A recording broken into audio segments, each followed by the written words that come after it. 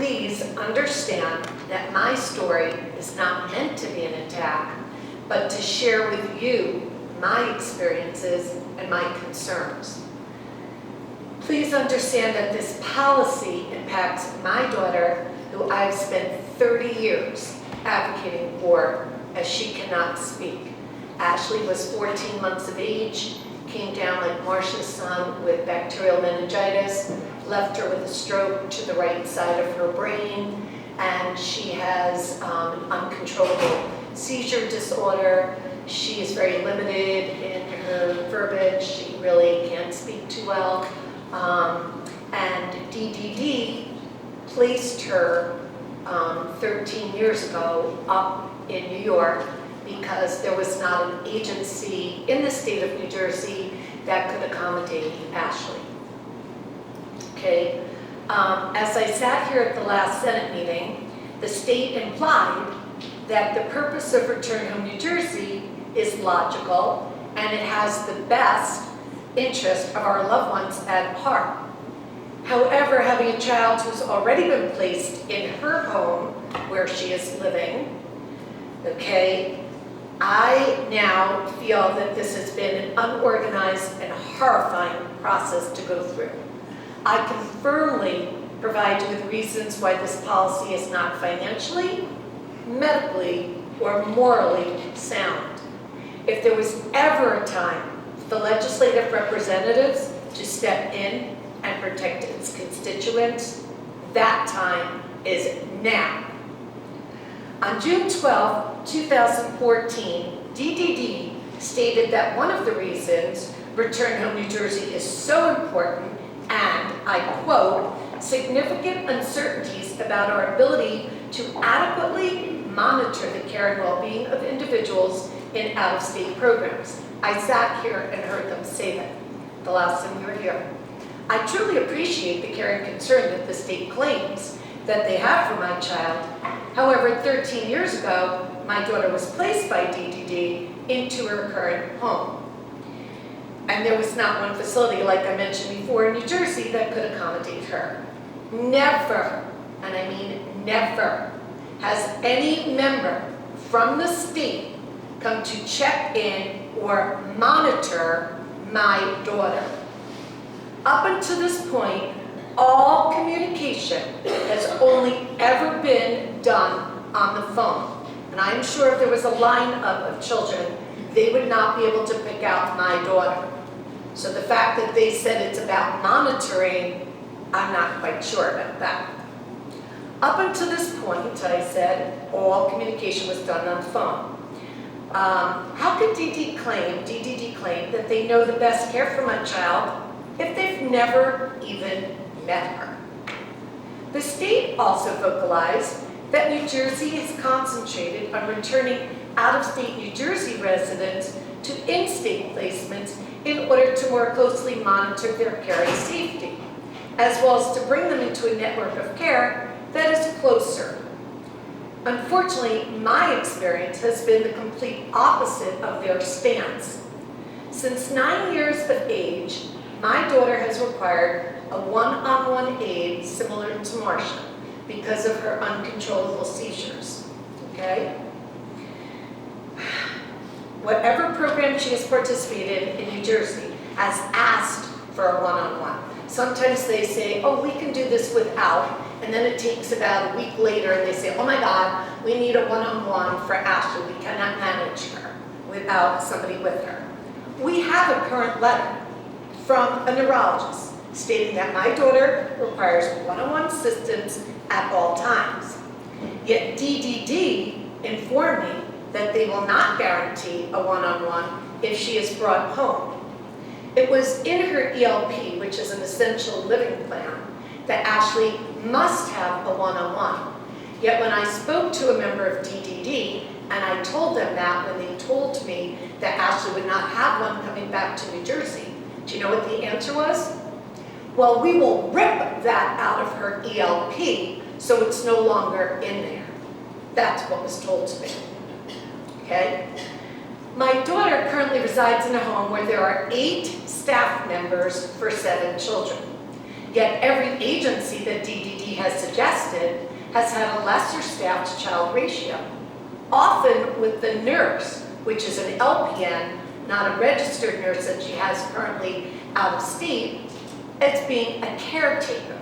So now you have the nurse giving baths, feeding the children, and not being the nurse that she has now where she currently lives. Locations for the suggested homes here in New Jersey have been in very unsafe towns, on busy streets, with much less monitoring than what my child is receiving now. As for the comment regarding closer to families, unfortunately, this is not true as well. DDD claimed that they wanted parent input. So all of our families here, all right, of return home victims, were asked to create ELPs to help the agency better understand the needs of our children and siblings. Yet there's a total disregard for this. We religiously, my husband and I, visit our daughter a minimum of 2 times a week. So it is very important to me that she be no more than an hour away, like she currently is. We've already driven up in a blizzard when Ash was hospitalized because of seizures, but it was an hour away. Yet the suggested placements that Return Home New Jersey has given us have been 3 hours away, one way. So that's 6 hours of driving time before I even visit with my child. How is this bringing my child closer to our family?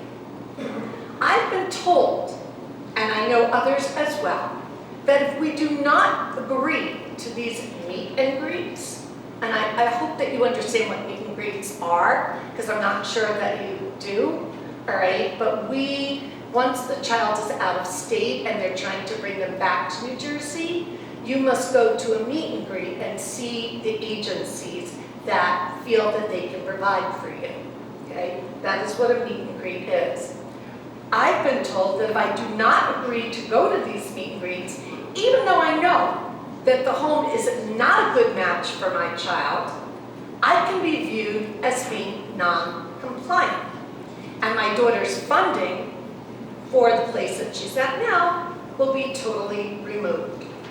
Let me interrupt, if I may. So are you saying, well, repeat that if I you am don't saying agree, that if we do not go to these meet and greets, okay, even though we know they're not in the best interest of our child, funding can be taken away from where she presently is because we are being non-compliant. and is that said to you by a staff member directly? It has been inferred to us, okay, on telephone conversations.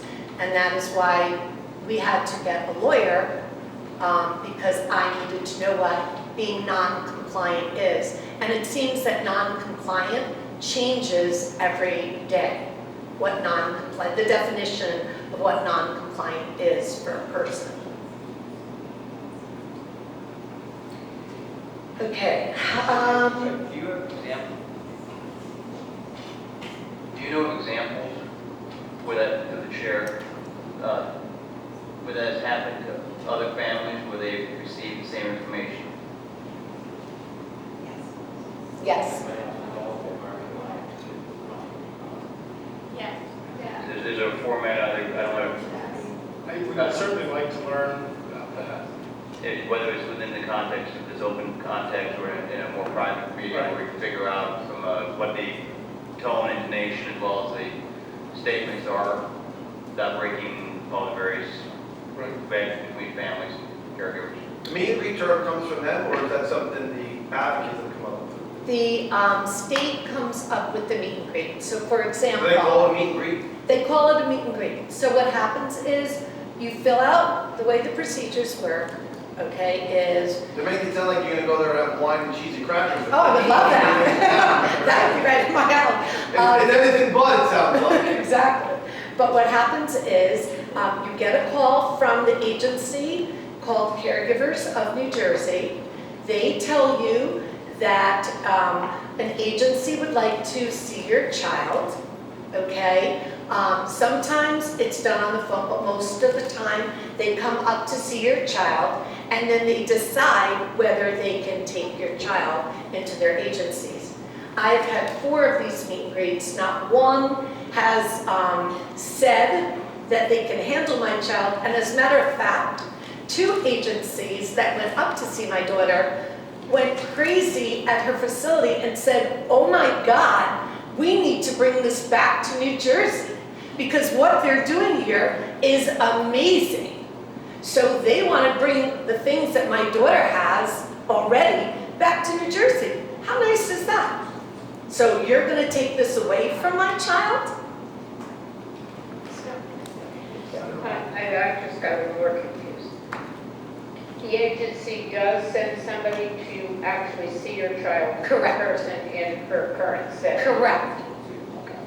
And you said you had 4 meet and greets? I've had 2 that have come up, 1 on the phone and 1 that I am presently going to have. Okay. So this will be my 4th. Well, then of the 3 that you Okay. actually had, have any of those agencies, you know what my question was? Again, not one said they can handle her, especially with the amount of cost Ashley would be. She'd be very expensive because she does need a one-on-one, yet they're going to try to take that away from her. So are you called non-compliant if you don't go to the meet and greet, or are you called non-compliant? You know, it's a fine line, I think we can all say, you know. I don't know how many times you can say, I won't go see this place without being non-compliant. I did ask my lawyer, because I felt like I needed to protect my daughter. And when I spoke to her, she said, we don't know anymore what non-compliant is. It changes daily. So, but it is something that is being said. And you have to keep working along this process. Otherwise, the funding is taken away.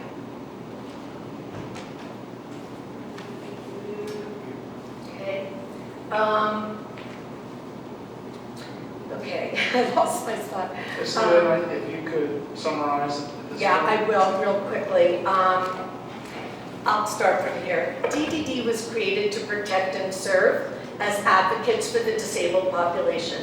So I ask, why has DDD created a one-size-fits-all policy when they're supposed to be the experts and know that people with disabilities require individual modifications, accommodations, and needs?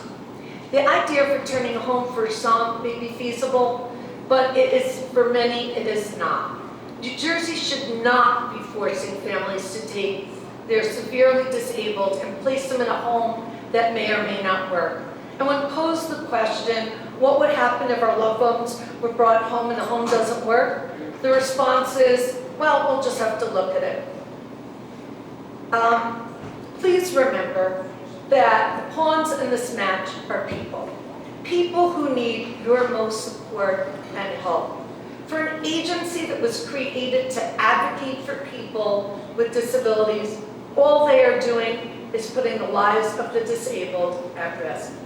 I ask you, each and every one of you, if you had a medically fragile child who was thriving in their placement, in their home, away from home, would you want them moved to a place where they won't receive the same supports? Think of that tonight when you go to sleep. Thank you very much. Thank you very much. Ms. Hennig? Actually, I'm sorry, Senator. Rob Levine, Rob, can you just come back 1 second? Yeah. Oh, sorry. I just, for the committee's sake, and Rob, you know, we've spoken, and as the budget chairman, I was just actually being briefed by our staff here. There is no savings in the proposed budget. The administration has not shown us any savings. There's no line item for savings, as you know, for return home. But I always say, everybody who comes to the